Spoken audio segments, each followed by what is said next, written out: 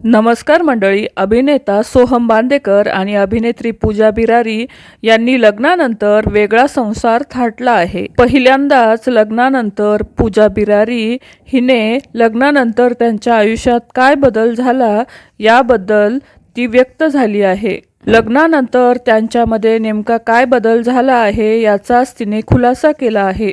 अभिनेत्री पूजा बिरारी म्हणाली की लग्नानंतर फार काही बदललं असं मला वाटत नाहीये, कारण कामासाठी मुंबईत मी आधीपासूनच एकटी राहत होते. उलट लग्नानंतर मला छान वाटतंय, कारण मला आयुष्यभराचा जोडीदार मिळालाय. आयुष्यभरासाठी मला हक्काचा रूममेट भेटला आहे. सांगायचं झालं तर लग्नानंतर माझ्यामध्ये फारसे काही बदल झाले नाही.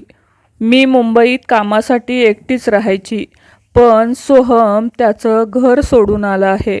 मात्र बिचाऱ्या सोहमच्या आयुष्यात खूप बदल झाले आहेत. आम्ही आमच्या कामापासून आम्हाला जवळ पडेल असंच घर पाहिलं आहे. खरं तर लग्न झाल्यानंतर सोहमच्या आयुष्यात बदल झाला आहे, असं अभिनेत्री पूजा बिरारी यावेळी म्हणाली. तर काहीच दिवसांपूर्वी सुचित्रा बांदेकर यांनी आपल्या लाडक्या लेकाला लग्नाबद्दल काही सल्ला दिला होता.